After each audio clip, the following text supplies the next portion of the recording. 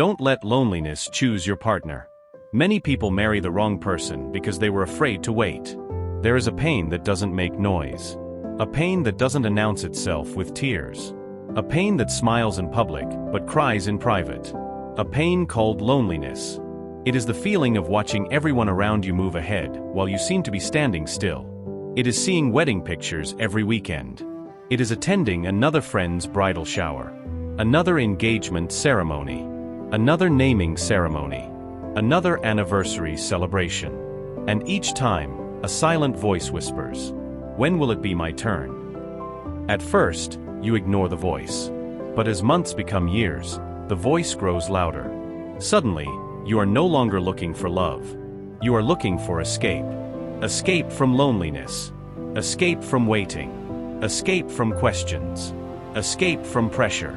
And that is where many people make the biggest mistake of their lives. They allow loneliness to choose a partner for them. Not wisdom. Not compatibility. Not character. Not purpose. Loneliness. And loneliness is one of the worst matchmakers on earth. Because loneliness doesn't care whether a person is right for you. It only cares that someone is available.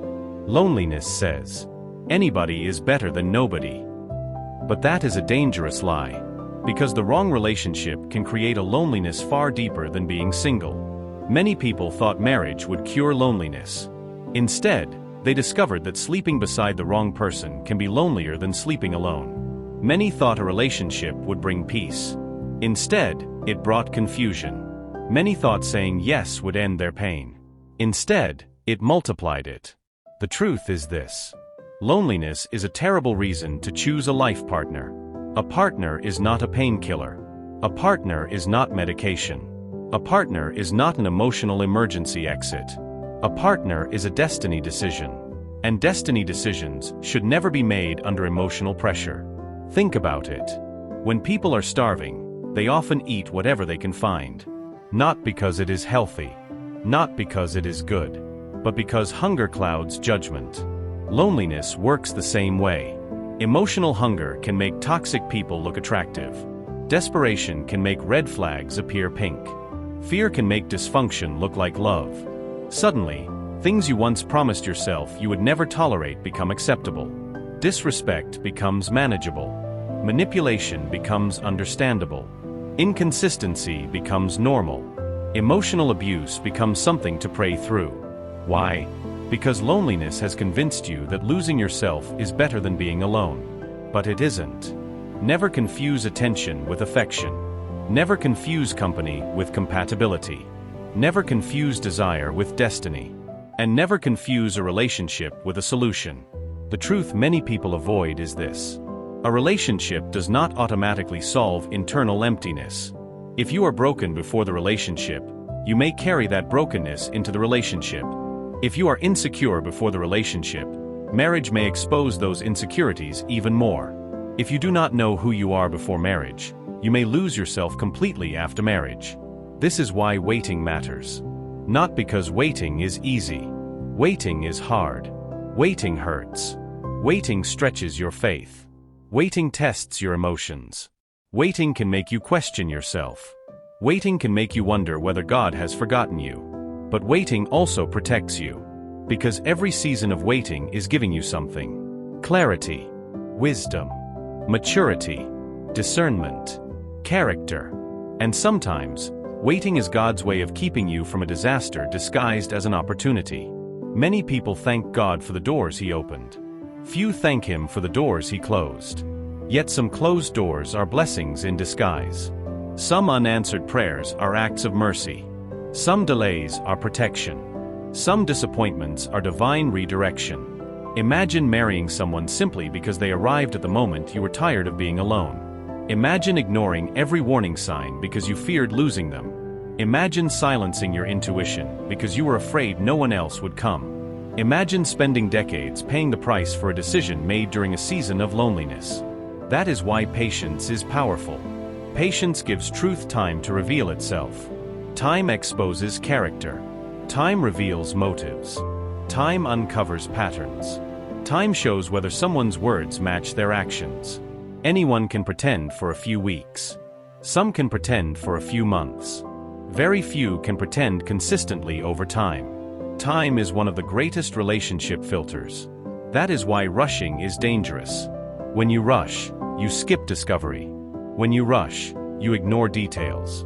When you rush, you fall in love with potential instead of reality. And potential has broken many hearts. Potential is attractive. Potential is exciting. Potential makes promises. But marriage is not built on potential. Marriage is built on reality. Not who someone could become, but who they are. Not who you hope they will be, but who they consistently show themselves to be. One of the saddest things in life is marrying a fantasy and waking up beside reality. The tragedy is not that people don't see warning signs. The tragedy is that many people see them and ignore them. Because loneliness whispers, "You can fix them. They will change." Nobody is perfect. At least someone loves you. But love alone is not enough. Love without respect is dangerous. Love without trust is exhausting. Love without character is unstable. Love without shared values becomes conflict. A successful relationship requires more than chemistry. Chemistry can start a relationship. Character sustains it. Chemistry creates sparks. Character keeps the fire burning. Chemistry attracts. Character builds. Chemistry is exciting. Character is dependable. And when life becomes difficult, as it inevitably will, character matters far more than chemistry. You need someone whose values can survive storms. Someone whose integrity remains intact under pressure. Someone whose commitment is deeper than feelings. Because feelings fluctuate. Commitment remains. Another reason loneliness leads people into wrong relationships is because loneliness creates urgency where none exists. Suddenly everything feels like a deadline. You feel too old, too late, too behind, too forgotten. But life is not a race. Your story is not behind schedule because it does not look like someone else's story. Comparison is a thief. It steals gratitude. It steals peace. It steals confidence. It steals contentment. The moment you begin comparing your timeline with everyone else's timeline, you become vulnerable to poor decisions. You start settling. You start compromising. You start negotiating with standards you once considered non-negotiable. Not because your standards were wrong, but because your fear became louder than your wisdom. Never lower your standards because you are tired. Never abandon your values because you feel lonely. Never trade your future for temporary comfort. The cost is too high. The consequences are too long. The pain is too deep. A season of loneliness may last months or years. A wrong marriage can affect decades. Choose your discomfort wisely. The discomfort of waiting often hurts less than the pain of settling. And while waiting, build yourself. Grow. Learn. Heal. Develop. Discover your purpose. Strengthen your faith. Improve your mindset. Create a life you enjoy. Because your life should not begin when a relationship begins. You should already have a life. A healthy relationship should add value to your life, not become your entire life. One of the most attractive qualities in a person is wholeness, not perfection. Wholeness. A person who knows who they are. A person who has purpose. A person who has identity beyond relationship status. A person who can stand alone without feeling incomplete. Because healthy love is not two halves becoming one. Healthy love is two whole people choosing to walk together. And that choice becomes powerful. When you stop viewing marriage as a rescue mission, you begin choosing differently. You become more patient, more discerning, more intentional, more careful. You stop asking, "Who wants me?" and start asking, "Who is right for me?" That question changes everything. Because not everyone who likes you should have access to your future. Not everyone who pursues you deserves you. Not everyone who says they love you has the capacity to love you well. Words are easy. Character is expensive. Promises are easy. Consistency is expensive.